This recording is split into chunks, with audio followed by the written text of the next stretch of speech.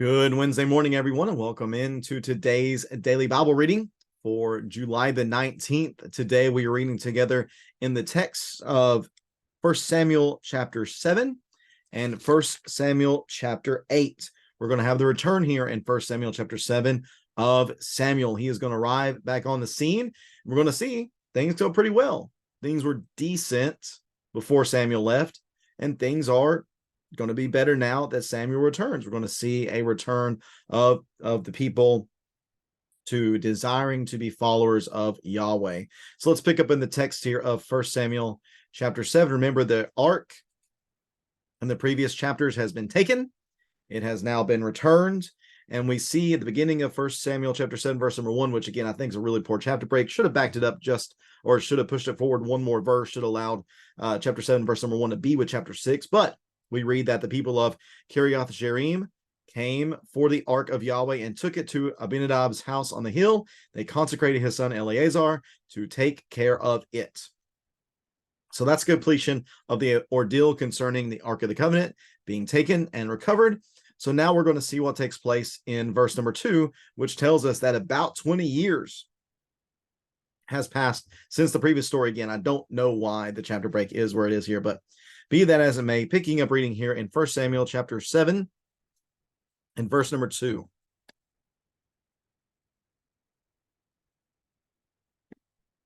1 Samuel chapter 7, verse number 2, time went by until 20 years had passed since the ark had been taken to Kiriath Jearim, when the whole house of Israel longed for Yahweh.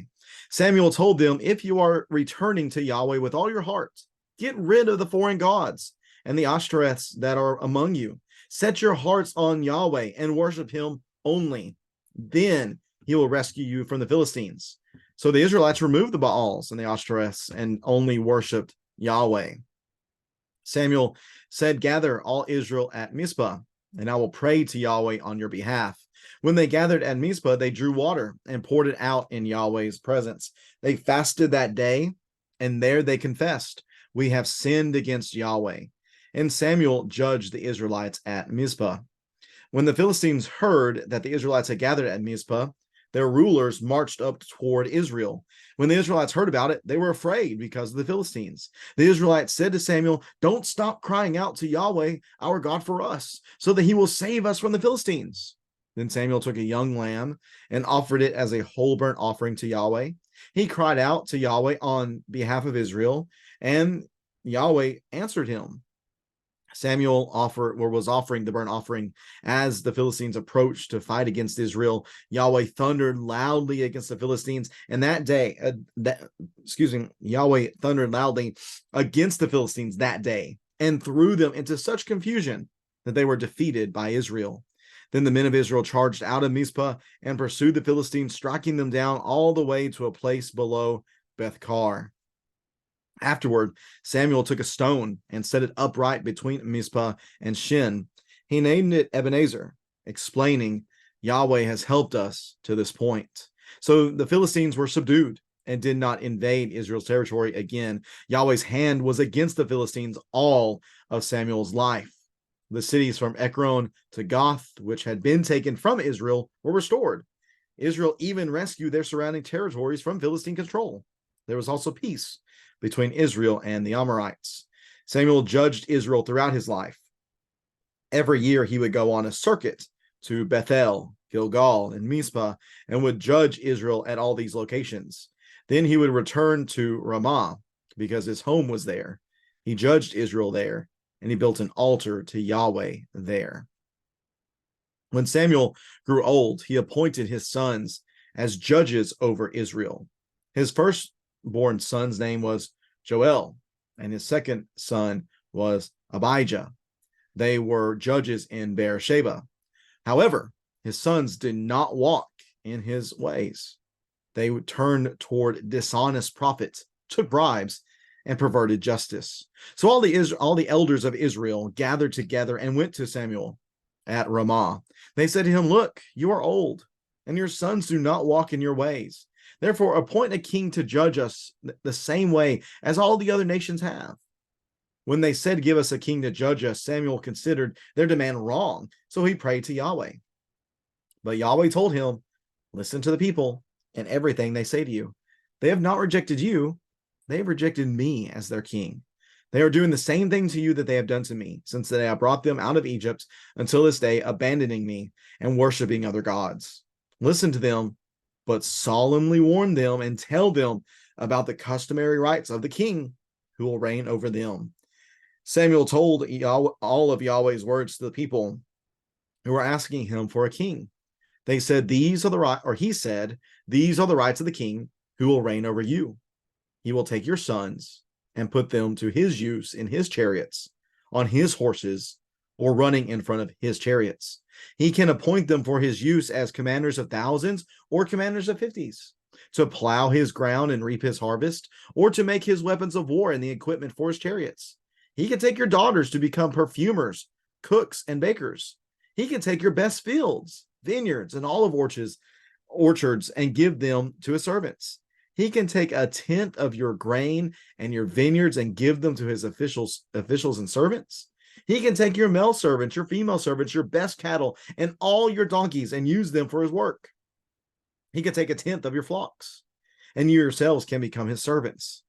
When that day comes, you will cry out because of the king you've chosen for yourselves, but Yahweh won't answer you on that day. The people refused to listen to Samuel. No, they said, we must have a king over us. Then we'll be like all the other nations. Our king will judge us, go out before us, and fight our battles. Samuel listened to all the people's words and then repeated them to Yahweh. Listen to them, Yahweh told Samuel. Appoint a king for them. And then Samuel told the men of Israel, each of you go back to your city. And that concludes our read of Judges chapters 7 and 8. Judges chapter 7 and 8. Again, funky chapter break.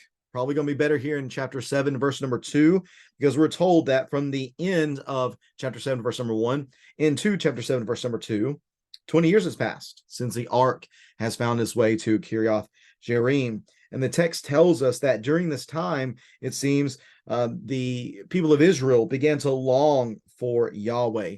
But Samuel didn't want to just hear words. It seems Samuel was looking for true fruits of repentance. He didn't want to just hear the talk. He wanted to see them walk that talk. He wanted to see them prove to him and show to him that they truly wanted to return to Yahweh.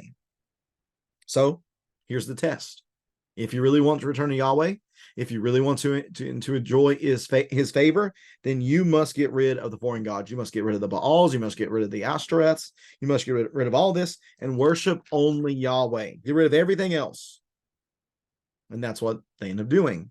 So we have a reversal then of chapter 4, where they gathered at Mizpah to do bad things. This time they gather at Mizpah and good things happen. There is fasting, there is confession. And in this moment, Samuel judges Israel. How does he judge them? Is he a warlord like we see previously in the book of the Judges? No, I wouldn't say that at all. Here, it seems to judge was to call for confession and to call the people to repentance. Now the Philistines see this, and they remember 20 years ago when the last time that Israel, presumably the last time Israel gathered at Mizpah, they were gathering for war. Oh, they're gathering for war again. We need to stand up to the Israelites. We're not afraid of them. But the Israelites, in turn, are afraid of the Philistines as they begin to approach them again. They've been under oppression for 20 years. Remember, this is during the time of the Judges. It seems maybe now 20 years later we actually are past the Judges. Remember, the troublesome nation is still the Philistines, the one that Samson dealt with. But Samuel, or the Israelites, I should say, instead of just cowering and running away and not standing up to fight, they ask them and they say, Samuel, please, will you intercede for us by not stopping your crying out to Yahweh? Continue to cry out to Yahweh. Get him to fight for us, which is a big difference from, again, chapter 4, verse 3, where they're thinking, I will just take the ark and it'll be this good luck charm. And we know that God will be with us. He has to fight for us because we have the ark. Samuel does that. He offers sacrifices. He prays. And in doing so, the men of Israel are able to charge out of Mizpah, and they're able to go and to fight the Philistines, striking them down all the way to Beth Kar. So this is the event in which the response of Samuel is to set up the Ebenezer stone. He sets a stone and sets upright between Mizpah and Shin, is where we get the song, "Oh, thou fount of every blessing. Here I raise my Ebenezer," as we like to say. Here I raise my Ebenezer. Hither by thy help I've come. By your help, we've made it to this point. This is a good moment in the history of Israel. This is a high watermark for them, moving past the unfortunate period that is chapters 4, 5, and 6, where Samuel's not mentioned. And there doesn't seem to be much connection between Yahweh and the people because of their rejection of him. Now we see that change, and we see what happens whenever Yahweh is relied upon. Whenever Yahweh is relied upon, the enemies are not able to progress. The enemies, in fact, end up being subdued by Israel themselves, as the Philistines no longer have control over them. In fact, they're able to take back land from the Philistines that had previously been taken from them. So Samuel is clearly recognized not just as the prophet, but as really the leader of Israel at this point. Text tells us that he would go on a circuit from Bethel to Gilgal to Mizpah, and he would go around judging Israel in this place, again, calling for repentance, calling for confessions of sin, drawing them back to God. He even built an altar at Ramah, it seems. They built an altar to Yahweh there, his home base. Ramah was, we see at the end of chapter 7. Well, all good things must come to an end, because Samuel's going to grow old eventually, and he does, and he appoints his sons as judges over Israel, Joel and Abijah. And unfortunately, text tells us they weren't good guys, which is an echo back to Eli, who had sons that were not very good at all either. This is in the most southern area of Judah. This is taking place, and what's taking place down here is just corruption. These men were dishonest. They took bribes. They perverted justice, and just shows you that just because you're a good guy and just because you have good faith doesn't mean that your children are necessarily going to follow in the footsteps. We're not told that Samuel did not do a good job in raising them. I have no reason to believe he didn't. Unlike Eli, who we're told did not do right by his sons and didn't really bring them to repentance as much as he could. Maybe Samuel in his old age is unaware. I'm not really quite sure how this is going on. But nonetheless, Israel responds to this poor leadership by going to Samuel at Ramah and saying, look, you're old. Your sons are crooked. They're crooks. So why don't you just make a king for us? Appoint a king for us, the same as all the other nations have. You know, I if they had just said appoint a king for us and left off the portion of like the other nations have, I don't know if Samuel would have been as upset as he was. And part of the reason I say that is because it seems by Yahweh's response, because Samuel is upset by this. He does not like their demand. He said, the CSB says he considered their demand wrong. He goes to Yahweh and prays about it. And Yahweh says, no, listen to them. Appoint a king for them. They've not rejected you. They've rejected me. And they're doing the same thing that their fathers have always done before them. This is just the cycle they go in. They reject me. And then they come back to me, and they reject me and come back to me again. But as I think about this, having a king always seemed to be a part of the plan.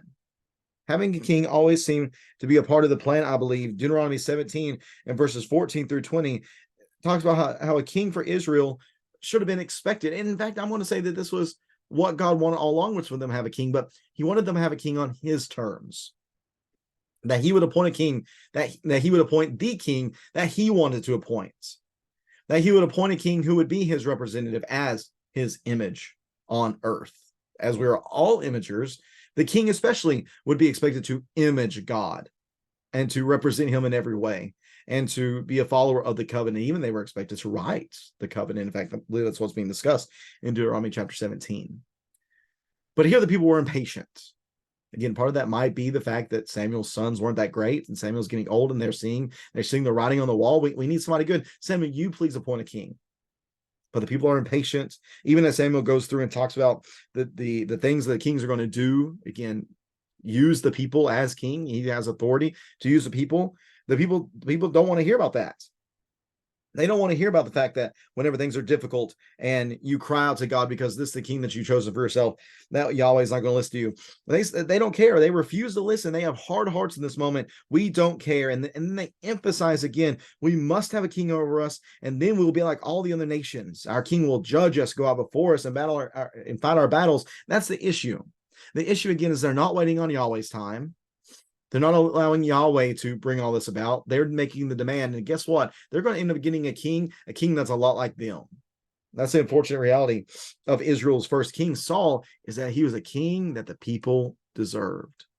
A king that the people deserved. And we're going to read more about him as we continue in chapter 9 tomorrow.